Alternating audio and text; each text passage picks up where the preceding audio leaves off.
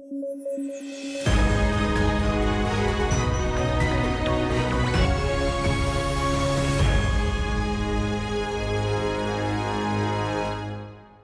News at 9 programme में आपका स्वागत है। मैं हूं अमृत उपाध्याय। आइए जल्दी से देखें आज के हेडलाइंस। कॉफी पर भी ग्लोबल वार्मिंग का खतरा, बढ़ते तापमान से उत्पादन पर असर। ब्राजील है कॉफी का सबसे बड़ा उत्पादक देश। डिप प्राइसिंग को लेकर सरकार ने दी हिदायत, ग्राहकों को चकमा देते हैं सेलर्स। सरकार ने सूचना देने के लिए जारी किया नंबर। और जीएसटैट के पहले अध्यक्ष की नियुक्ति, वित्त मंत्री ने दिलाई शपथ। जीएसटी से जुड़े विवाद हल करेगा ये tribunal.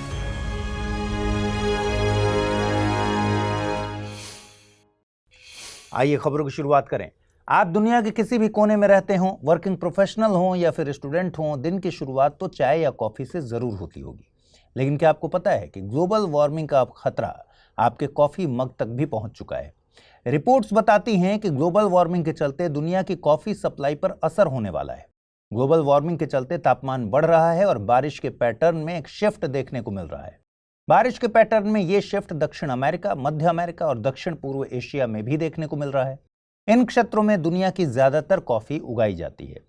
Science of the total environment में छपे रिसर्च पेपर के मुताबिक इस सदी के अंत तक ब्राजील में 35 से 75% तक कॉफी उगाने वाली जमीन गैर उपजाऊ होने वाली है। आपको बता दें कि ब्राजील दुनिया का सबसे बड़ा कॉफी उत्पादक देश है। एक और पेपर के मुताबिक 2050 तक दुनिया में कॉफी का उत्पादन करने वाली पूरी जमीन का लगभग 43 से 58% तक बेकार हो जाएगा। देखिए, दुनिया भर में कॉफी की दो सबसे इंपॉर्टेंट किस्में हैं, रोबस्टा और अरेबिका। इनमें भी दुनिया में उगाई जाने वाली कॉफी का 70% हिस्सा अरेबिका कॉफी का है। इस किस्म की सबसे बेहतर उपज हासिल होती है जब तापमान साल भर 18 से 23 डिग्री सेल्सियस के बीच रहे। जिन क्षेत्रों में यह कॉफी का उत्पादन होता है वहां ये रेंज ऑलरेडी क्रॉस हो चुकी है। इसके अलावा गर्म तापमान से कॉफी के उत्पादन में दो तरह की चुनौतियां आती हैं। पहली, कॉफी की फसल कॉफी रस्ट नामक बीमारी के लिए वल्नरेबल हो जाती है, जो कि एक फंगल इन्फेक्शन है। दूसरी चुनौती है बेरी बोरर बीटल्स नाम के कीट की। ये कीट कॉफी की बढ़ती फलियों के अंदर अंडे देते हैं, जिससे फसल खराब हो जाती है। जिन चुनौतियों की बात हम कर रहे हैं वे अरेबिका कॉफी के साथ ही आती हैं। रोबस्टा कॉफी के साथ इस तरह की चुनौतियां नहीं है, क्योंकि रोबस्टा कॉफी का उत्पादन ज्यादा तापमान में किया जाता है। लेकिन इसके साथ समस्या यह है कि कॉफी पसंद करने वाले रोबस्टा कॉफी के टेस्ट को ही पसंद नहीं करते, इसलिए मार्केट में इसकी कीमत भी कम है। इसीलिए कॉफी का उत्पादन करने वाले किसान अरेबिका से रोबस्टा की तरफ शिफ्ट नहीं करना चाहते, बल्कि अरेबिका को बचाना चाहते हैं। यहां पर एक बात और समझिए कि चाय और कॉफी को इतना ज्यादा पसंद क्यों किया जाता है। दरअसल चाय, कॉफी और कोकोआ में कैफीन पाया जाता है। ये कैफीन हमारी बॉडी में अडेनोसिन के इफेक्ट को कम करता है। अडेनोसिन एक न्यूरोट्रांसमीटर है जो शरीर को थकान का अनुभव कराता है। आपने महसूस किया होगा कि चाय या कॉफी पीने के बाद हम रिलैक्स फील करते हैं। भारत की बात करें तो भारत में परंपरागत तौर पर कॉफी का उत्पादन पश्चिमी घाट के राज्यों जैसे कर्नाटक, केरल और तमिलनाडु में होता है। हालांकि कुछ वक्त से गैर परंपरागत क्षेत्रों जैसे कि आंध्र प्रदेश, ओडिशा और उत्तर पूर्व के कुछ राज्यों में इसके उत्पादन में तेजी देखने को मिली है। भारत में कॉफी एक निर्यात आधारित उत्पाद है। भारत में उत्पादित होने वाली कॉफी का 65 से 70% तक निर्यात कर दिया जाता है। भारत में अरेबिका और रोबस्टा दो तरह की कॉफी का उत्पादन होता है। कर्नाटक की बाबा बुदानगिरी हिल्स कॉफी उत्पादन के लिए प्रसिद्ध है। बताते हैं कि 1600 के आसपास संत बाबा बुदन ने कॉफी के 7 बीजों के जरिए भारत में कॉफी प्लांटेशन की शुरुआत की थी। भारत में व्यापारिक तौर पर कॉफी का उत्पादन 18वीं शताब्दी में ब्रिटिश आगमन के बाद हुआ। कॉफी के लिए ministry of commerce and industry के तहत कॉफी बोर्ड ऑफ इंडिया काम करता है। ये एक सांविधिक संस्था है। इसका मुख्यालय बेंगलुरु में है। कभी जोमेटो या स्विगी से ऑर्डर करते वक्त आपके साथ ऐसा हुआ है कि जब आपने ऑर्डर करने के लिए प्रोडक्ट देखा तो उसकी कीमत 150 के आसपास थी, लेकिन जब आपने कार्ट में ऐड किया और फाइनली पेमेंट करने के लिए आगे बढ़े तो कुल कीमत बढ़कर हो गई 220 रुपए। इसे ड्रिप प्राइसिंग कहते हैं। मतलब यह कि ड्रिप प्राइसिंग एक ऐसी स्ट्रेटजी है जिसमें शुरुआत में किसी आइटम की कॉस्ट का केवल एक ही पोर्शन दिखाया जाता है, बाकी का अमाउंट परचेज प्रोसेस के दौरान शो किया जाता है। शुरुआत में जो प्राइस दिखाया जाता है उसे हेडलाइन प्राइस कहते हैं। बाकी के charges, platform fee, handling charges इत्यादि के नाम पर वसूल लिए जाते हैं। दरअसल हाल ही में मिनिस्ट्री ऑफ कंज्यूमर अफेयर्स के तहत डिपार्टमेंट ऑफ कंज्यूमर अफेयर ने ट्विटर यानी एक्स पर एक पोस्ट डालकर ग्राहकों को ड्रिप प्राइसिंग के लिए आगाह किया है। ड्रिप प्राइसिंग को लेकर ग्राहकों को सूचना देने के लिए एक नंबर भी जारी किया गया है। ड्रिप प्राइसिंग की इस मैकेनिज्म में सेलर्स का माइंडसेट ये होता है कि एक बार ग्राहक ने अगर किसी प्रोडक्ट को चूज कर लिया है तो बाद में एडिशनल कॉस्ट पता चल जाने पर भी वे अपना इरादा जनरली नहीं बदलते। दरअसल सेलर्स मानकर चलते हैं कि ऑनलाइन शॉपिंग करने वाले लोग दोबारा सर्च करने के ऑप्शन पर न जाकर उसी प्रोडक्ट को खरीद लेंगे। ड्रिप प्राइसिंग से उन सेलर्स को समस्या आती है जो अपनी प्राइसिंग में पारदर्शिता रखते हैं, क्योंकि ग्राहक उन उत्पादों की तरफ ज्यादा आकर्षित होते हैं जिनमें हिडन कॉस्ट को शुरुआत में नहीं दिखाया जाता। विशेषज्ञों के मुताबिक सरकार को ऑनलाइन प्लेटफॉर्म्स को क्लियर गाइडलाइंस जारी करनी चाहिए, जिससे किसी भी तरह की मैंडेटरी फी को शुरुआत से ही शो किया जाए। साथ ही ट्रेन या फिर सिनेमा टिकट जैसे उत्पादों को इससे फ्री रखा जा सकता है, क्योंकि इनमें डायनेमिक प्राइसेस होते हैं जिनमें बदलाव आ सकता है।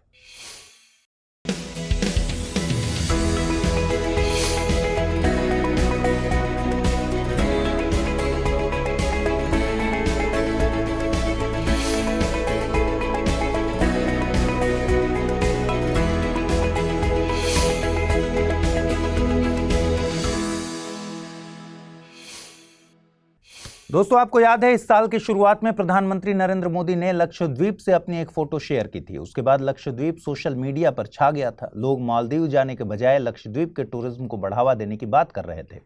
लक्षद्वीप के खूबसूरत बीच और कोरल रीफ्स की खूबसूरती मालदीव को टक्कर भी दे रही थी, लेकिन लक्षद्वीप के कोरल रीफ्स चिंता का कारण बनते नजर आ रहे हैं। खबर आ रही है कि लक्षद्वीप की coral reefs marine heat waves के चलते कोरल ब्लीचिंग का शिकार हो रही हैं। ICAR यानी central marine fisheries research institute ने एक रिसर्च की थी। इसके मुताबिक अक्टूबर 2023 से लगातार उच्च तापमान के चलते कोरल रीफ्स ब्लीचिंग का शिकार हुई हैं। कोरल ब्लीचिंग के बारे में जानने से पहले हम समझते हैं कि कोरल्स क्या होते हैं। कोरल्स ऐसे मरीन इन्वर्टिब्रेट होते हैं जिनमें स्पाइन नहीं होती। ये सिंगल सेल एल्गी जूज़ैंथेले के साथ सिम्बायोटिक रिलेशन में रहते हैं। अब समझते हैं कोरल ब्लीचिंग क्या है। जब कोरल्स पर तापमान, प्रकाश और पोषण जैसी स्थितियों में बदलाव के कारण दबाव पड़ता है तो कोरल जूज़ैंथेले शैवाल के साथ सहजीविता यानी सिम्बायोटिक रिलेशन को खत्म कर देते हैं। इससे ये सफेद रंग में तब्दील हो जाते हैं। यह घटना कोरल ब्लीचिंग कहलाती है। कोरल ब्लीचिंग के लिए जिम्मेदार कारकों में महासागरों के तापमान में वृद्धि, प्रदूषित अपशिष्टों का महासागरों में बहाया जाना, सनलाइट का अधिक एक्सपोजर और एक्सट्रीम लो टाइड्स शामिल हैं। आपको बता दें कि दुनिया भर के ज्यादातर कोरल्स 30 डिग्री उत्तरी और 30 डिग्री दक्षिणी अक्षांश के बीच पाए जाते हैं। भारत में corals gulf of Kutch, gulf of Mannar, Andaman और निकोबार, लक्षद्वीप द्वीप समूह और मालवन में पाए जाते हैं। कुछ बातें यहाँ लक्षद्वीप के बारे में भी जान लेते हैं। लक्षद्वीप 36 द्वीपों का एक द्वीप समूह है। ये एरिया वाइज भारत का सबसे छोटा संघ शासित प्रदेश है। इसका एरिया मात्र 32 स्क्वायर किलोमीटर है। इसकी राजधानी कवरत्ती है। मलयालम और संस्कृत भाषा में लक्षद्वीप का शाब्दिक अर्थ है 1 लाख द्वीप समूह।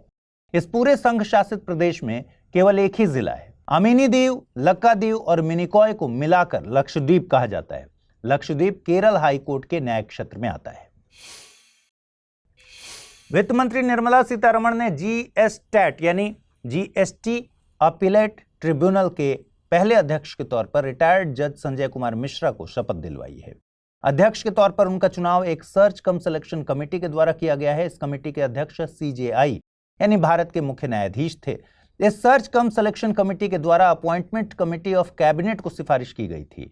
अपॉइंटमेंट कमेटी की मंजूरी के बाद ये नियुक्ति की गई है। उन्हें 4 साल के कार्यकाल के लिए नियुक्त किया गया है। इस नियुक्ति के साथ उम्मीद की जा रही है कि GSTAT का कामकाज 1 जुलाई 2024 से शुरू हो जाएगा। 1 जुलाई को GST डे के तौर पर भी मनाया जाता है। GSTAT का गठन गुड्स एंड सर्विसेज एक्ट 2017 के तहत किया गया है। ये GST से जुड़े विवादों को सुलझाने के लिए एक बेहद जरूरी निकाय है। इसकी प्रिंसिपल बेंच नई दिल्ली में स्थित होगी। इसके अलावा 31 अन्य बेंच होंगी जो राज्यों और संघ शासित प्रदेशों में गठित की जाएंगी। इसका मकसद है GST से जुड़े मुद्दों को निष्पक्ष तरीके से सुलझाया जा सके और हायर कोर्ट्स पर इन विवादों के चलते बढ़ रहे दबाव को कम किया जा सके। आपको बता दें, वन नेशन वन टैक्स की अवधारणा पर 1 जुलाई 2017 से देश में GST लागू किया गया था। इसका पूरा नाम था गुड्स एंड सर्विसेज टैक्स यानी वस्तु और सेवा कर। GST एक इंटीग्रेटेड इनडायरेक्ट टैक्स यानी एकीकृत अप्रत्यक्ष कर है। पहले केंद्र और राज्य सरकारें VAT, excise duty, service tax जैसे अलग अलग टैक्स लगाती थी। GST एक डेस्टिनेशन टैक्स या गंतव्य आधारित कर है, यानी वस्तु या सेवा जहां बिकेगी वहीं टैक्स लगेगा। वस्तु का उत्पादन कहां हो रहा है इससे कोई भी फर्क नहीं पड़ता। आइए अब जल्दी से देखें आज के रैपिड न्यूज में क्या है खास। कोविड का एक और नया वेरिएंट सामने आया है जो अमेरिका में तेजी से फैल रहा है। इसे फ्लर्ट नाम दिया गया है। यह नाम इस वेरिएंट के जेनेटिक कोड यानी FLR और T में हुए बदलाव की वजह से दिया गया है। ऐसा नहीं है कि ये कोविड के पुराने वेरिएंट से बिल्कुल अलग है। इसमें दो वेरिएंट KP2 और KP1.1 शामिल हैं जो ओमिक्रॉन JN1 के ही म्यूटेशन हैं, इसलिए इसके लक्षण ज्यादातर ओमिक्रॉन जैसे ही हैं। NPCI की global company international payments limited ने बैंक ऑफ नामीबिया के साथ साझेदारी की है। इसका मोटिव नामीबिया में भारत के UPI जैसा रैपिड पेमेंट सिस्टम डेवलप करना है। इससे नामीबिया के लोगों और व्यापारियों को डिजिटल पेमेंट करने में मदद मिलेगी। दरअसल नामीबिया का लक्ष्य 2025 तक अलग अलग पेमेंट सिस्टम्स को आपस में जोड़ना और वित्तीय प्रणाली को मॉडर्न बनाना है। भारत ने समुद्री सुरक्षा को और बेहतर करने के लिए next generation offshore patrol vessel बनाने की शुरुआत की। इसके लिए रक्षा मंत्रालय, गोवा शिपयार्ड लिमिटेड और garden rich ship builders and engineers के बीच कॉन्ट्रैक्ट हुआ। नेक्स्ट जनरेशन के ऐसे 11 जहाजों का निर्माण किया जाना है। ये जहाज समुद्री डकैती से लड़ने, तट की रक्षा करने और लोगों को बचाने जैसे काम करेंगे। साथ ही हिंद महासागर में राष्ट्रीय हितों की रक्षा में भारतीय नौसेना की भी मदद करेंगे।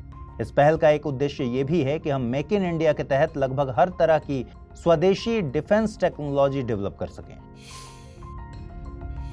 प्रोजेक्ट चीता के अगले चरण के लिए भारत केन्या से चीता लाने की योजना बना रहा है। इसके लिए इस बार मध्य प्रदेश के गांधी सागर वन्यजीव अभयारण्य को चुना गया है। इसमें 5 सालों तक सालाना 8 से 14 चीते लाने की प्लानिंग है।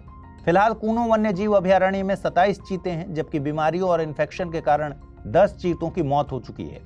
यहाँ ध्यान रखने की जरूरत है कि 1952 में भारत से चीते स्थानीय तौर पर विलुप्त हो गए थे। इसलिए प्रोजेक्ट चीता का मोटिव देश में फिर से इस प्रजाति को बसाना है।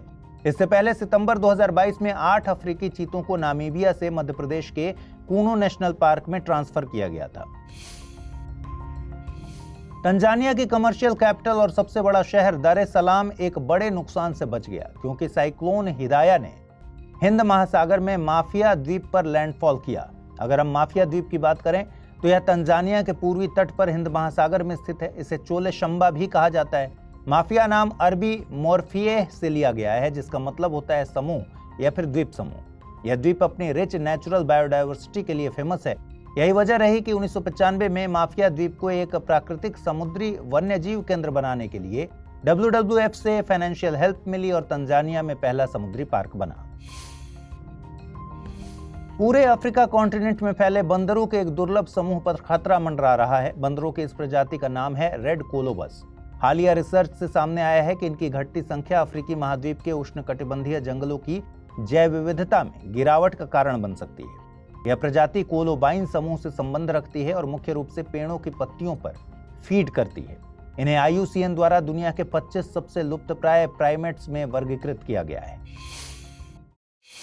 आइए अब जल्दी से देखें आज के बुलेटिन पर आधारित क्या प्रश्न बन सकते हैं। पहला सवाल है, GST एपीलेट ट्रिब्यूनल के पहले अध्यक्ष के तौर पर किसे नियुक्त किया गया है? संजय कुमार मिश्रा, रंजना प्रकाश देसाई, इंदु मल्होत्रा या फिर ऋतुराज अवस्थी? अगला प्रश्न है, कॉफी बोर्ड ऑफ इंडिया का मुख्यालय स्थित है बेंगलुरु, कोच्चि, चेन्नई या फिर कोडागु? आइए देखें पिछले बुलेटिन में क्या सवाल पूछे गए थे, उनके सही जवाब क्या है। पहला सवाल था, जेरेमिया मानेले किस देश के प्रधानमंत्री नियुक्त हुए? सुमात्रा, आइसलैंड, मॉरिशस या फिर सोलोमन द्वीप? सही जवाब है विकल्प डी, सोलोमन द्वीप। अगला प्रश्न पूछा गया था, विश्व प्रेस स्वतंत्रता सूचकांक 2024 के संदर्भ में निम्नलिखित कथनों पर विचार कीजिए। 8वें स्थान पर रहा है। इस सूचकांक को रिपोर्टर्स विदाउट बॉर्डर्स द्वारा जारी किया जाता है। केवल कथन 1 सही है, केवल कथन 2 सही है, दोनों कथन सही हैं या फिर कोई भी कथन सही नहीं है? सही जवाब है विकल्प सी, यानी दोनों कथन सही हैं। तो आज इस बुलेटिन में इतना ही। कल रात 9 बजे आपसे फिर से मुलाकात होगी। ख्याल रखिए अपना, ठीक से पढ़ाई कीजिए। अगर आप इस बुलेटिन की PDF हासिल करना चाहते हैं, अमृत उपाध्याय 007 टेलीग्राम चैनल है जिस पर इसकी PDF रोजाना मिलती है। और आज जो सवाल मैंने पूछे हैं उनके जवाब भी कमेंट बॉक्स में जरूर दीजिएगा। नमस्कार।